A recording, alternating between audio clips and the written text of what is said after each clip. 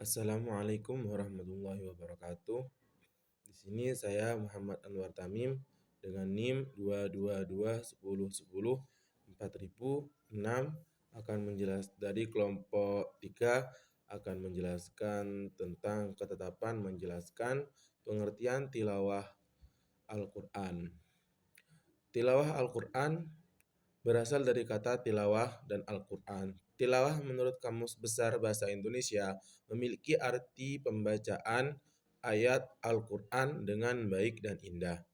Dalam Kamus Al-Munawwir, kata tilawah artinya bacaan. Begitupun dalam Kamus Kontemporer Arab Indonesia, tilawah artinya juga membaca.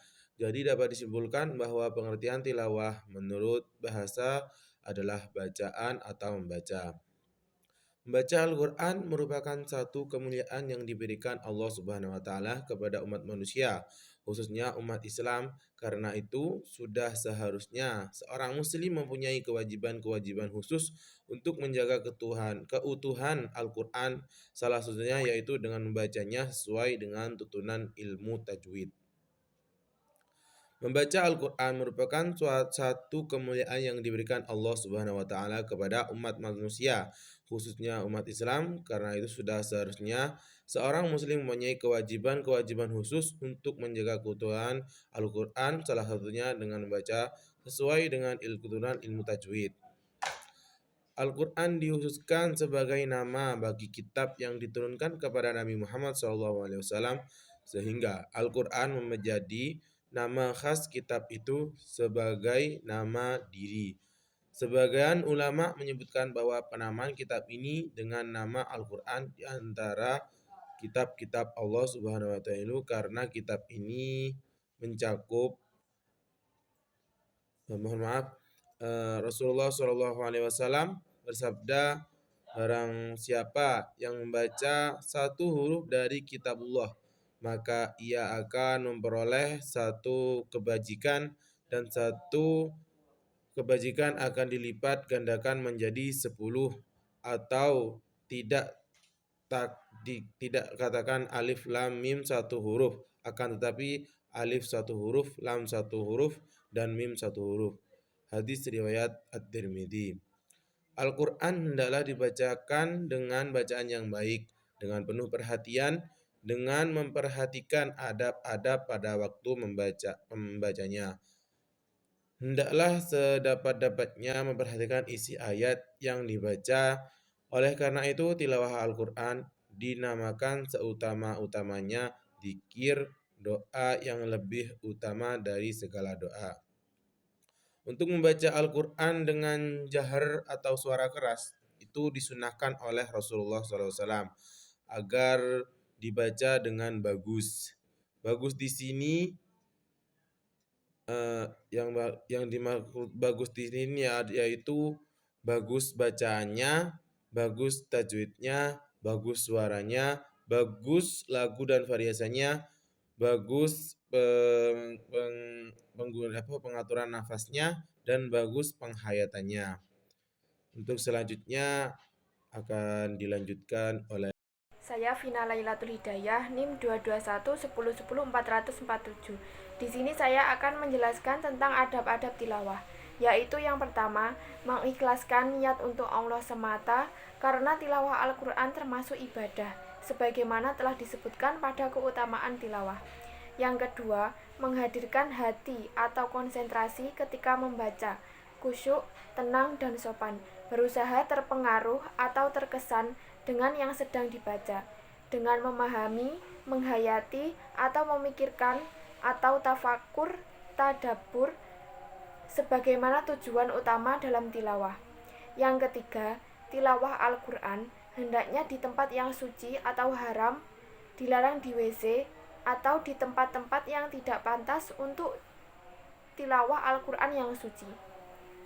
Yang keempat, membaca doa isti'azoh atau berlindung kepada Allah Ta'ala dari godaan setan ketika hendak membaca Al-Quran. Yang kelima, menghadap kiblat. Hal ini juga sebagai upaya menghidupkan sunnah dalam bermajelis. Yang keenam, membaguskan suara dengan tidak hulu atau melewati batas. riya atau agar dilihat orang, sum'ah agar didengar orang, atau ujub atau mengagumi diri sendiri. Yang ketujuh, hendaknya membaca dengan siri atau pelan apabila dikhawatirkan dapat menimbulkan riya atau sum'ah pada dirinya atau dapat mengganggu ketenangan dalam masjid sebagaimana telah disebutkan dalam hadis Nabi SAW. Yang kedelapan, hendaknya membaca Al-Quran dengan tartil. Yang kesembilan, hendaknya sujud ketika membaca ayat-ayat yang mengisyaratkan sujud. Hal ini dilakukan dalam keadaan berwudu di waktu siang maupun malam dengan takbir, dan hendaklah berdoa kemudian bangun dari sujud tanpa takbir dan tanpa salam atau majelis syahrul Ramadan. Saya di sini Lilis Fatimah Zahra akan menjelaskan tentang ketetapan fasohah atau ilmu tajwid dalam tilawah Al-Quran. Pada umumnya, fasohah diartikan kesempurnaan membaca dari seseorang akan cara melafalkan seluruh huruf hijaiyah yang ada di dalam Al-Quran. Jika seseorang itu mampu membaca Al-Quran dengan benar sesuai pelafalannya, maka orang tersebut dapat dikatakan fasih membaca Al-Quran. Sedangkan pengertian secara lebih luas adalah fasohah juga meliputi penguasaan di bidang al-waqfu wal ibtida'. Dalam hal ini, yang terpenting adalah ketelitian akan harokat dan dalam membaca Al-Quran agar dapat mempelajari, membaca dengan baik dan benar, serta mampu memahami isi dan makna dari tiap ayat Al-Quran yang kita baca. Tentunya kita perlu mengenal mempelajari ilmu tajwid, yakni tanda-tanda baca dalam tiap huruf ayat Al-Quran.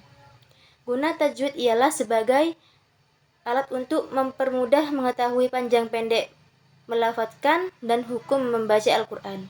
Hukum mempelajari ilmu tajwid secara teori adalah fardu kifayah, sedangkan hukum membaca Al-Quran sesuai dengan kaidah ilmu tajwid adalah fardu ain.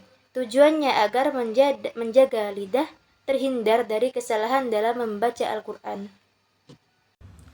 Assalamualaikum warahmatullahi wabarakatuh. Saya Muhammad Rifki Ardiansyah, NIM 2211010445.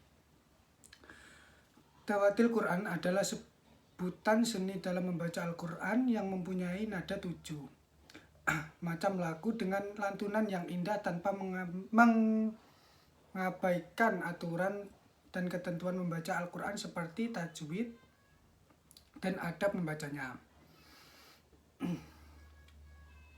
Dawatil Quran atau mujawad merupakan salah satu cabang pertandingan di musabaqah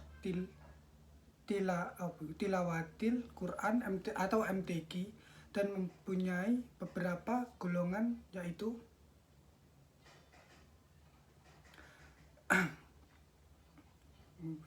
satu, dewasa putra, 2 dewasa putri, 3 remaja putra, 4 remaja putri, 5 anak-anak putra, 6 anak-anak putri, 7 tartil putra, 8 tartil putri, dan dilanjut dengan ketingkatan 1 desa atau kelurahan, 2 kecamatan, 3 kabupaten atau kota, 4 provinsi, 5 nasional, dan 6 internasional. Terima kasih. Wassalamualaikum warahmatullahi wabarakatuh.